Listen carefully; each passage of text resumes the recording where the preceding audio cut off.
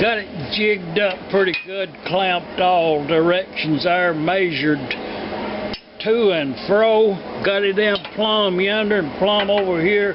Everything's perpendicular to itself, and we need a cart. Let's weld one up.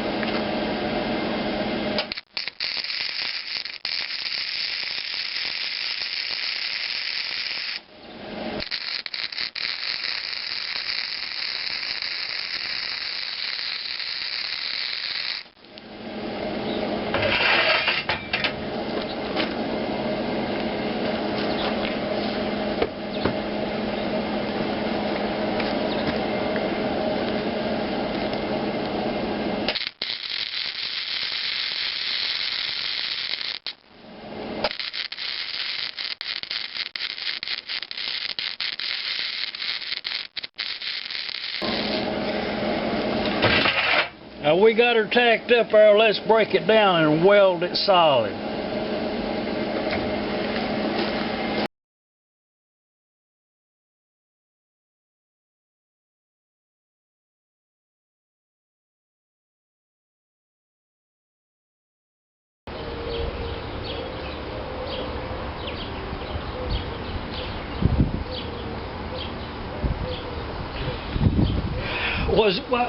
I was just looking at the scriber there.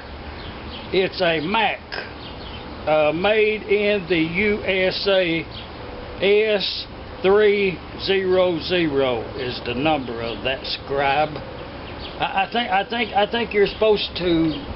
I think you're supposed to talk about the brand of your tools on the get-go. But let's. Hey. Heads up, on past that tool thing there, the project is, I'm building these cart handles. You know, if you build an engine, you should have a cart to put it on. Them engines is heavy. You don't want to be a lifting on no engine, so build a cart. And if you build a cart, you have to have a cart handle, something to pull it with. So I've been building carts, and you can see what I've done right there. I bent that 3/8 1018 mile steel bar to the shape I wanted, and then it was two pieces. I had some short pieces I wanted to use up, so I cut a piece of pipe in there, brazed it on there. A very good way to build a cart handle. But I built this jig to build handles. I need a bunch of them. I need a lot of them. So, you know, if you need more than two of something, build a jig. I would rather have this handle rotating, swiveling. And that was the original intent of the jig, was to do that and bend this handle out of one piece of steel. So when I built this thing, this is what it is right here, and I done sawed it off.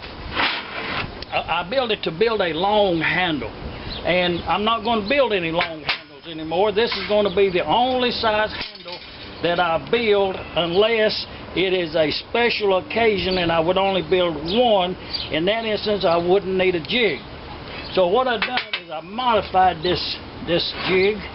I cut it off right here. It was too long. This much too long, and so I sawed it in two, cut it off.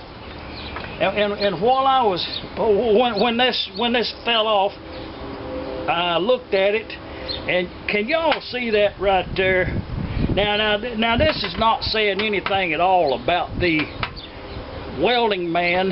This is a tribute to the welder, the machine. If your welding machine, y'all see that right there? That's half of the metal and half of the weld. It's that little Hobart 120 handler, and but that's 100% penetration right there. And I did V it out, welded on this side, welded on that side, and then I welded it on the inside. 100%. If you don't have 100%, you probably need to get a better welding machine. If you got a good machine, you can do that. And what it is, I sawed this off because it come out too long. So I'm going to saw this one off and weld it right back on here like this right here, and that way I have all my angle right. But I have to cut this off because it's like an ice cream cone. Anytime it gets shorter, then it gets gnarled. So I know you're going to ask me about the angles. You know, how did I come up with these angles? Well, as always, a blueprint. So, you know, I just figured that I wanted the handle end 5 3/4 inches wide, and I wanted the part that mounted to the bolster on the cart, I wanted that to be 14.5 wide, which is that's this right here, and actually this is 13 right here. And then when I come on down here and add that other part to it right there, 2 more inches, you know, it'll come out 14 inches, and that way to give it a little bit of spring action. But I wanted this to be 14.5 inches. And just with a simple blueprint, I think I did have another. Yes, I did go about it a little bit different right there, and then I modified it, and that's our working print right there. Draw your blueprint, get that Harbor Freight 4x6 bandsaw out there and a piece of metal, cut it and weld it.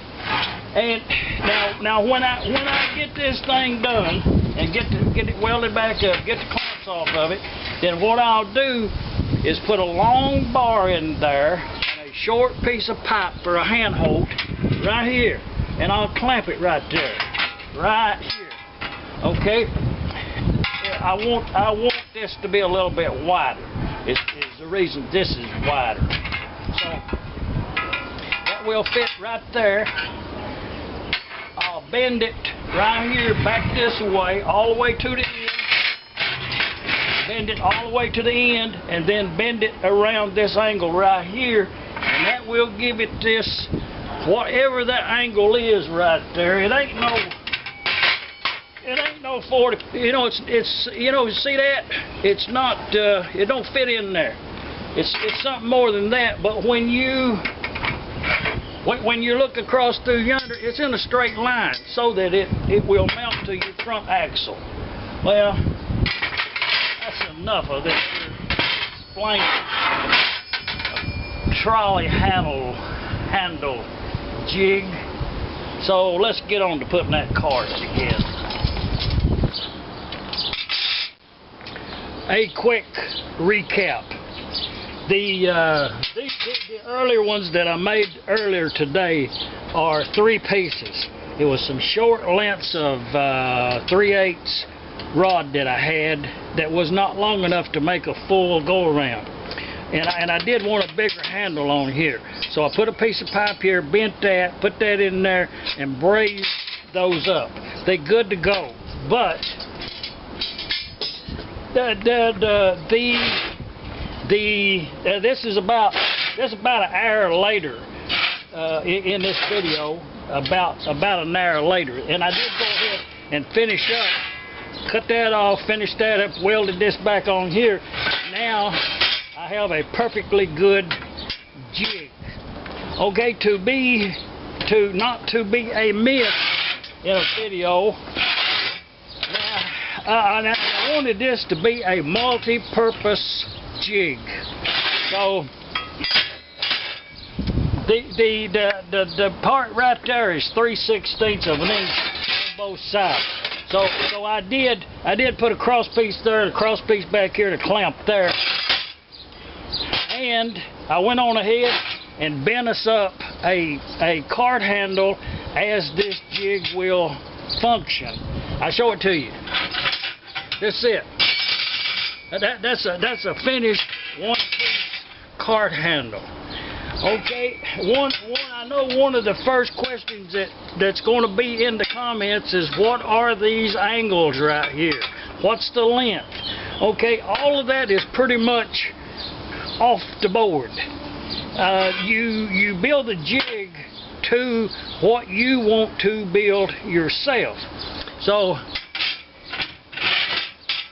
you can see it fits right on there like that. Okay, now these angles right here, to know if this angle right here and this angle right here is the same, in order to know if you've done a good job on building the jig, then what you do is you take the handle off and turn it over, put the handle back on, and if it fits exactly like it did this way, then you know that your angles are correct. And it does. It's if you was here and looking straight down on it like this right here, like that, it's the same amount of clearance all the way around, and then you turn it over this way. But that's all there are to building a cart handle jig.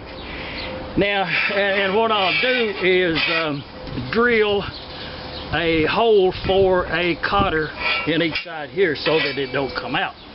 But you know, that's about all there are to building cart handles. Let's get on to something else now.